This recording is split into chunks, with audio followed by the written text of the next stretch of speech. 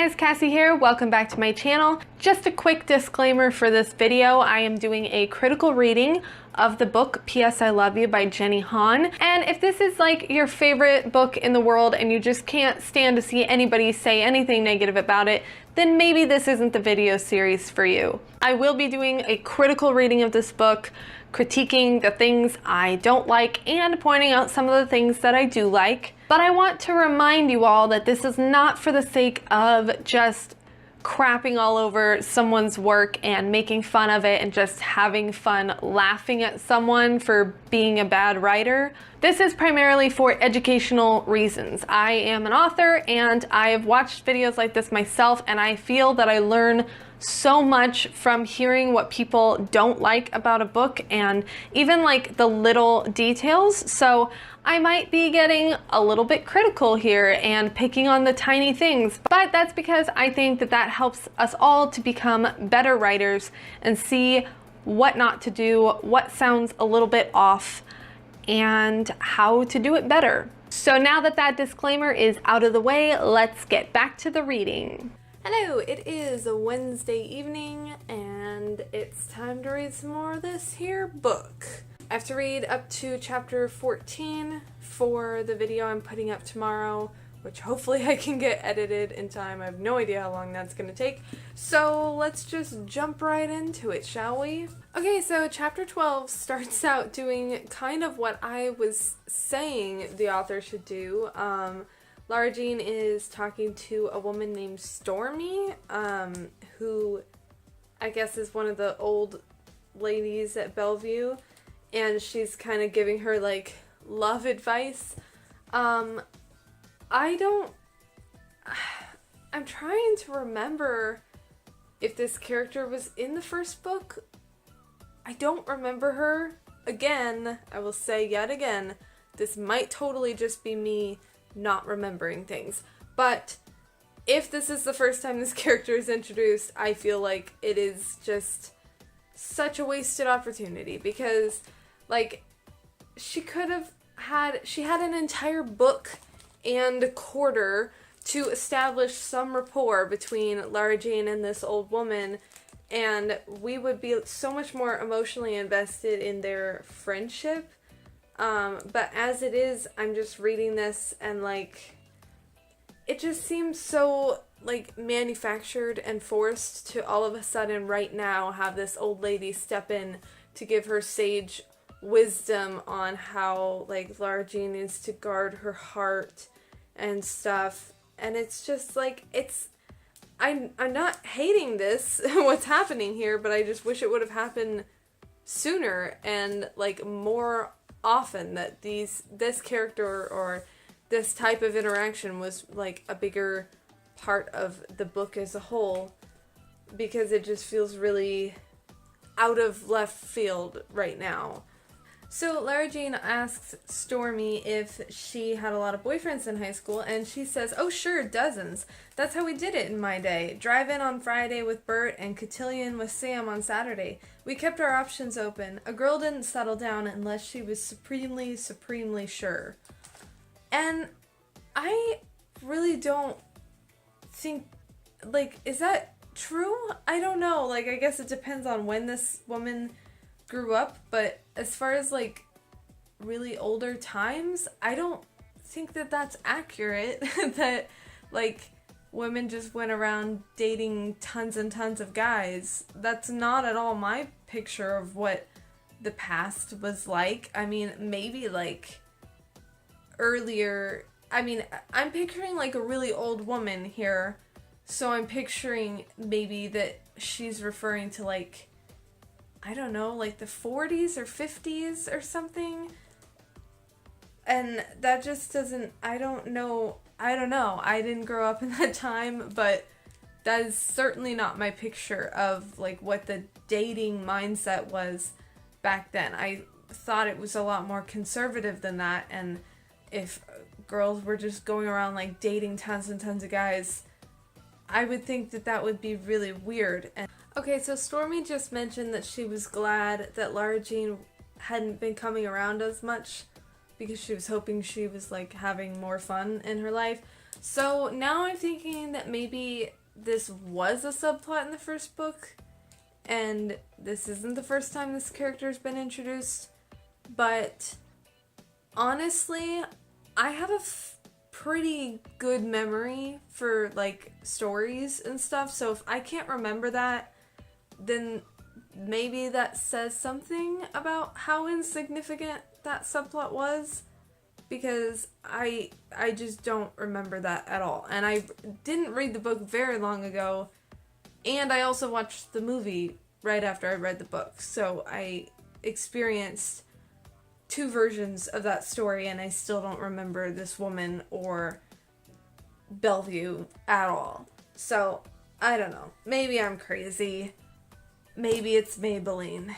Who knows? So Stormy just mentioned wanting to set up Lara Jean with her grandson, and I instantly want that to happen, and I want them to be in love, and I want him to be like so much better for her than Peter. So that just shows you how desperate I am for like an actual healthy, good relationship in this story, because Peter and Lara Jean are just not it at all. There's a little line here where Lara Jean says, "I bite my lip to keep from smiling. Stormy and her escapades." Oh, Stormy, this character who we totally know so much about, and isn't she just so sassy with all her crazy wild stories that we totally remember and have heard lots of. And yeah, sarcasm. Alright, moving on to chapter 13. Chapter 12 was just Lara Jean in Stormy's room talking to her about some of her like stories, and they talked about Peter for a minute. It just feels like so much of this book just feels so pointless. Like I don't understand what the point of that was. And that might sound harsh because it's not like every chapter has like some super important message or something, but I don't know. This just particularly feels meaningless. So that was kind of a boring chapter in my opinion. Moving on to chapter 13, where she is starting her scrapbooking to the oldies class, and we'll see how that goes. So there's a lot more telling in this chapter, and just introducing us to characters that I feel like would be better, especially just given that this is a sequel. It would be more interesting if we already knew anything about these people instead of just telling us about them. Like, there's a woman at the scrapbooking class named Alicia, and she has pictures of her and her husband, and Lara Jean says, "You must miss him a lot." And then it says, "Phil died a year ago. I only met him a couple of times, back when I'd help out Margot with Friday cocktail hour. Phil had dementia and he didn't talk much. He'd sit in his wheelchair in the common room and just smile at people. Alicia never left his side." I feel like that would be a little more emotionally impactful if maybe we got to see in the first book like Lara Jean going to Friday cocktail hour with Margot and maybe meeting that man or seeing him before, instead of just telling us now that he existed, and just introducing us to all these people and telling us what kind of people they are because like Lara Jean already knows them. It'd be different if this was like the beginning of a book or something where you're kind of introducing the characters, but it just feels, at this point, it just feels like, why didn't they just, like, slowly introduce us to these people throughout the whole first book, instead of just, all of a sudden, it's like Lara Jean's had this secret side life that we've seen absolutely nothing about, and apparently she knows all these old people like really well and has heard all their stories and knows what kind of people they are, and I don't know why we didn't get to see any of that happen. Alright, so that was another short, kind of like boring, meaningless chapter. I hate to say that because this is sort of what I've been asking for, is like more subplots and something other than just Peter all the time. But it just wasn't very well done, because like I said, we don't know any of these characters, we weren't slowly introduced to them, we're just like thrown into this thing that apparently has been happening behind the scenes in Lara Jane's life this whole time. She's been volunteering with these old people. At this point, I'm actually like wanting more school drama, I guess, now, because at least it like fits in with the story and isn't just some random like, oh yeah, I guess we should have something else going on in this girl's life, so here's 2 chapters about scrapbooking with old people. And now let's get back to the teen drama, shall we? Oh my gosh, the telling. Okay, that's like one of my number 1 complaints about this book is the telling, the freaking telling. She just is so not great at showing. Like this first paragraph of this chapter is, "What are you daydreaming about? Peter taps my forehead with his spoon to get my attention. We are at Starbucks doing homework after school." Why not like show us that? Like why do you need to just say we're at Starbucks and we're doing homework after school? Why not just talk about like, I mean, just, it's hard to like come up with a good paragraph right now off the top of my head of showing that you're at Starbucks, but it's just, this kind of sentence is just riddled throughout both of these books. Just so much like, we're doing this now we're doing this, now we're at this place, and it just, like, it drives me crazy. It just bugs me so much. Okay, this is so weird. She's talking to Peter about, like, wouldn't it be great if dating was like it was back in the 50s? And she's talking about it like, she literally says, I think it would be cool to bring back casual dating. Like, where did casual dating go? What world are you living in that, like, current... I don't know when this book was written, let's see, shall we? It doesn't really matter. Any time in the last, like, several years, it doesn't matter. 2015. So, in 2015, in Lara Jean's mind, casual dating is not a thing anymore. Like, that seems completely backwards. I'm sorry, my brain just, like, turned off because it makes no sense. That's so backwards. That's the opposite of what is reality and what is true. Dating is so much more casual these days, especially in relation to like physical relationships and sex, like friends with benefits. That stuff was not nearly as common back then, and if it was, like, it was frowned upon by most of society. Like, I just don't understand this whole thing about casual dating at all. Casual dating is 100% still a thing, and I think it is a much, much more common thing now than it was in the 50s by far. So I don't understand that at all. It makes 0 sense. And then she goes on to say, like, my sister told me she wishes she didn't let things get so heavy with her and Josh. You said yourself how you hated how serious it got with Genevieve. If we break up, I don't want things to ever get so bad that we can't be in the same room together. I want to still be friends no matter what. What makes her think that that was different in the 50s? Like, she's just, I guess, romanticizing the past, but in a way that makes no sense because it's just not founded in reality at all. Like, why does she think that somehow in the 50s, when people dated and broke up, it wasn't awkward and they could just be friends and there was never any kind of, like, uncomfortable feelings there? That makes no sense. I can only keep saying that, but it's still true. It makes no sense. Oh my gosh. Oh my gosh. I hate this woman. Sorry, this girl. She's definitely not a woman. I can't stand her. Okay, she just asked... Okay, so, they're talking about, like, what I just said, dating and breaking up, and she doesn't want things to be awkward. And Peter says, with me and Jen, it's complicated because of who Jen is. It's not like with me and you. You're different. And she gets all, like, flustered, and she's like, different how? And she says, I know I'm digging for a compliment, but I don't care. First of all, like, you can ask your boyfriend what he sees in you. Like, it's so juvenile to be embarrassed or, like, awkward about wanting to ask your boyfriend, like, what he thinks is special about you and why he likes you. That's completely normal. And then Peter says, you're easy to be with. You don't make me get all crazy and worked up. And then it says, Peter's voice trails off as he looks at my face. What? What did I say?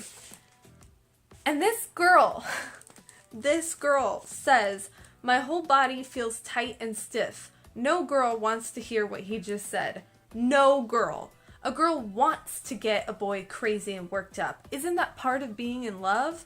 Girl, no, it's not part of being in love. It's part of being in maybe like an unhealthy, like just passion, lust-filled fling, but it's not part of being in love. Not necessarily. I mean, it can be, but like to say no girl wants to hear that you're easy to be with and that you don't make me feel crazy, I'd like to hear that. I think that sounds actually really nice. In fact, I have never liked Peter more than this moment when he said that. That's a very sweet thing to say. That's like, oh, okay, like, I can see why he likes her. Like, she's easy to be with, and she doesn't make him get all crazy and worked up and, you know, all the drama and stuff.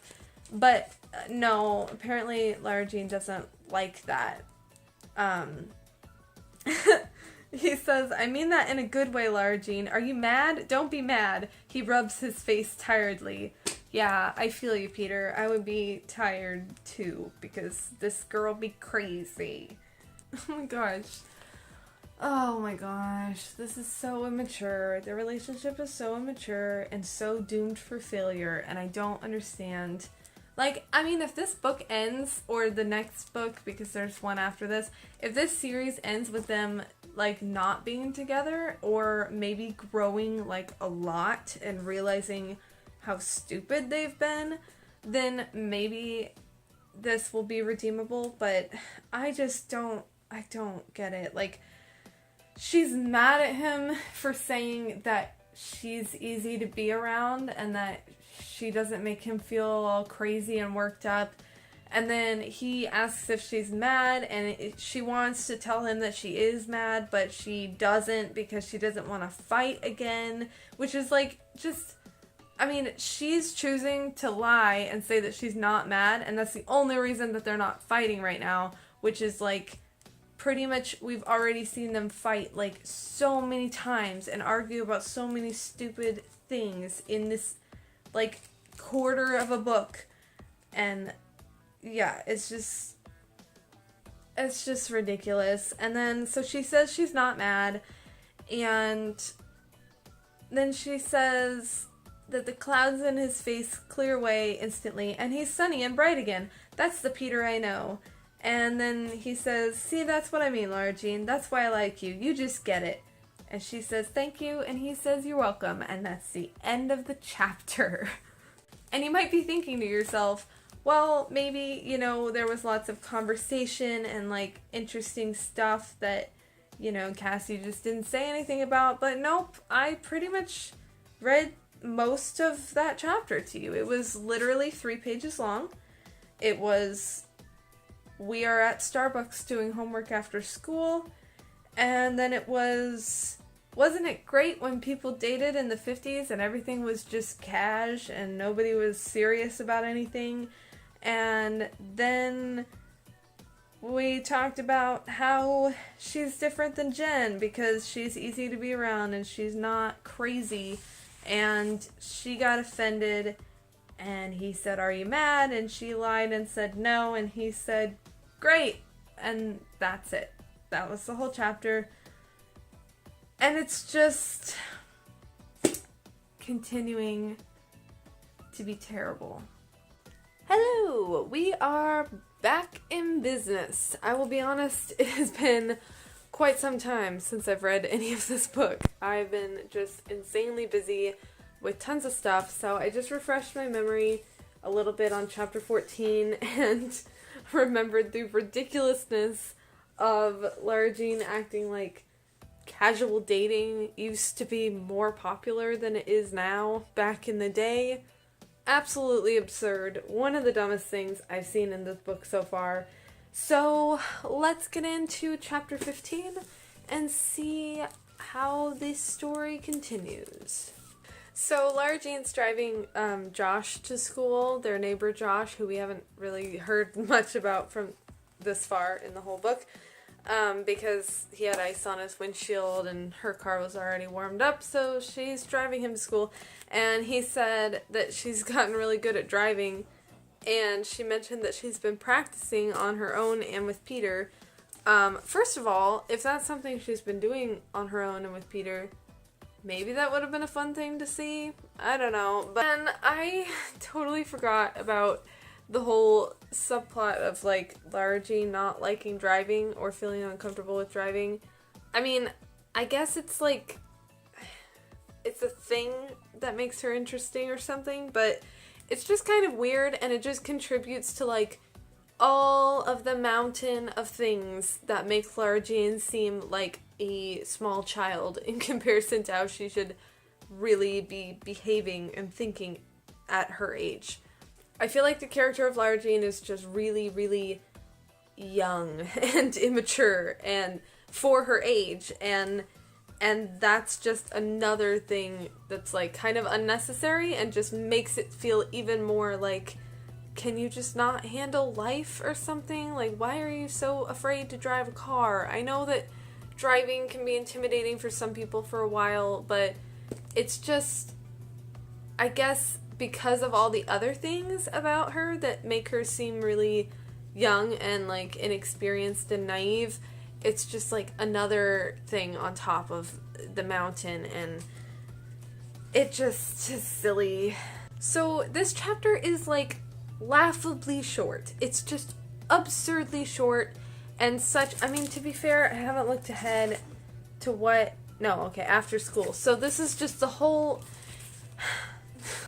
It just bugs me that she does this so often. There's just this whole, like, short little chapter that's just like, okay, I need this character to talk to this person about this thing, so I'm just going to make a whole chapter where that's the only thing that happens because it just needs to happen, and it just feels so inorganic and forced. So Josh has ice on his windshield. By the way, this chapter is...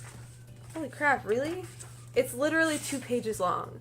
Like, it's like 2 and a quarter, but to be fair, the chapter break is about that size, so it's really just 2 pages long. And so Josh has ice on his car, and Lara Jean doesn't, so she offers to drive him to school. He says, you've gotten really good at driving. She says, thanks. He says, when are we going to talk again? And she says, we're talking right now, aren't we? And he says, you know what I mean. What happened with me and Margot was between us. Can't we still be friends? And she says, of course we're still friends, but you guys just broke up. And he's like, no, we broke up in August. She just decided she wanted to get back together 3 weeks ago, and I said no. And she said, why did you say no? Was it just the distance? And he said, relationships are hard work. You'll see that after you've been in it with Kavinsky longer. You'll see what I'm talking about. And then he calls her a know-it-all, and then they laugh about something. And then he says, one more thing. I was wrong about Kavinsky. The way he's handled this whole video thing, I can tell he's a good guy. And she says, thanks, Joshy, he really is. And then it says, he nods, and there is a comfortable quiet between us, and I'm glad for the bad weather we had last night. Glad for the ice on his windshield this morning. And that is the end of the freaking chapter. Ugh. I can't. It's just so, like, it's so forced. We just needed to make sure that we knew that Lara Jean has Josh's approval on Peter, and And which, there's absolutely no reason for him to give his approval of Peter. Like, he says, the way he's handled this whole video thing, I can tell he's a good guy. Like, I mean, what did he even do? I mean, I guess he did get the video taken down, but, I mean, Josh doesn't know this part, but he also, like, pretty much completely dismissed Lara Jean's concerns about Jen being the one who posted the video, as I predicted, because Peter just doesn't care. But, you know, I don't see... This chapter just makes me mad. I don't know if maybe... I don't know. I don't even know what to say. It's annoying. It's so super short just to have this conversation, and the only purpose of this conversation was just for Josh to say, like, I was wrong, Peter seems like a great guy. And I just don't really see what Peter's done to make him even come to that conclusion in the first place, or why it even really matters. I mean, we just haven't heard from Josh for this entire book, and this is where all of a sudden he comes back and he's just like, hey, by the way, Peter's a good guy, and then it's over, and that's all that happens. And it's just so pointless and so forced, and I don't like it. You guys, Peter did something sweet. I actually like Peter for this quarter of a page of chapter 16. So Lara Jean's sitting outside waiting for Peter, which, by the way, okay, so it went from Lara Jean driving Josh to school, and then it says the beginning of chapter 16 is after school the next day. I'm sitting on a bench waiting for Peter out front. Why does it have to be the next day? I mean, we didn't even know what day of the week it was. I don't think that Lara Jean was driving Josh to school, so it's not like timeline issues would be a problem. It just seemed kind of weird to me. I mean, that's totally nitpicky thing that doesn't matter, but it just seemed kind of weird to me to say after school the next day. Why not after school that day?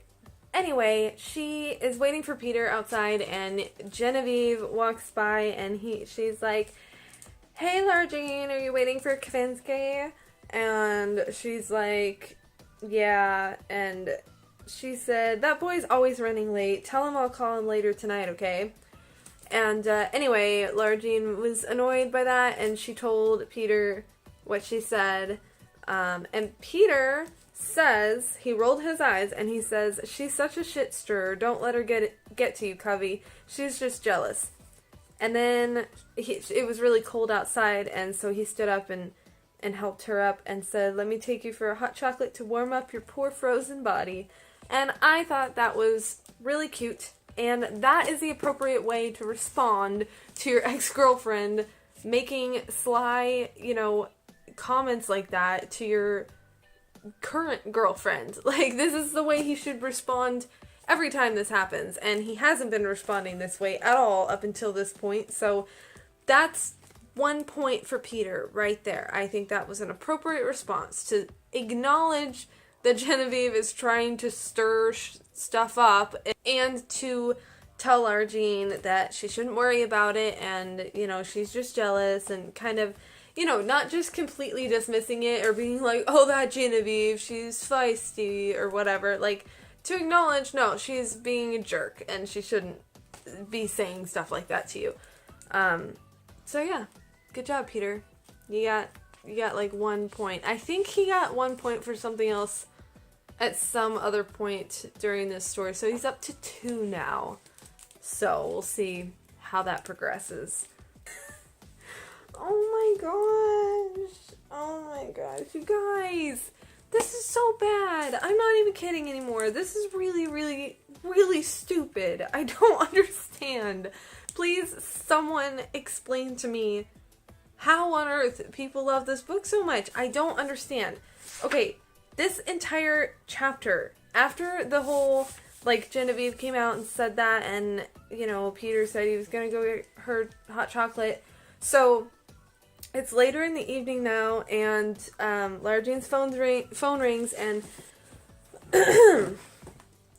this is the conversation that ensues. I'll try to read it quickly so this doesn't take forever. Lara Jean says hi. Peter, What are you doing? My homework. What about you? I'm in bed. I just called to say goodnight. Hey, how come you never call me to say goodnight? I don't know. I guess I never thought of it. Do you want me to? Well, you don't have to. I just wondered why not. I thought you hated the whole last call thing. Remember, you put it in the contract. You said that Genevieve insisted that she be your last call every night, and it was annoying. Ugh, can we please not talk about her? Also, why is your memory so good? You remember everything. It's my gift and my curse. So wait, do you want me to call you every night or not? Ugh, just forget it. Ugh, fine. Bye. Bye. Wait, can you bring me one of those yogurt drinks for lunch? Say please. Please. Say pretty please. Bye. Bye. The end of the freaking chapter. That was the whole thing. That is this whole page. This chapter was, oh my gosh, 3 pages long. And that was one of them. The most pointless garbage conversation I've ever read in my entire life. And I have read Shiver, okay? Actually, I didn't finish Shiver because it was terrible. But even parts of that were not this bad. At least, like, I would rather err on the side of, like, melodrama and actually having some depth than on this stupid nonsense that means nothing and is so pointless. That whole chapter, I could rip out so many chapters of this book and it would still be the exact same story. Nothing would change because they just don't matter. As you can see, I'm getting more and more fired up the longer I read this book because it just keeps getting worse and worse. And I just, that's it. Alright, chapter 17. Alright, so I'm gonna go ahead and stop this video there because it's getting pretty long and that seems like a good stopping point. Things are getting a little bit more salty and I can guarantee they just continue to get worse. A lot of these upcoming clips you'll see in the next week's video are just even more, I'm just so over it at this point. So you have that to look forward to next week. So as usual, if you enjoyed this video, give it a thumbs up. And if you want to see next week's video and all of my other videos I've been posting lately, you should subscribe to my channel. Also, please join the conversation in the comments and tell me what you think of this book and if you agree with my insights or you think I'm too mean. I don't think I'm too mean at all. In fact, I think I'm probably too nice a lot of the time when it comes to book reviews. But anyway, I'm gonna go to bed now, so I'll see you guys next time. Have a great day. Bye.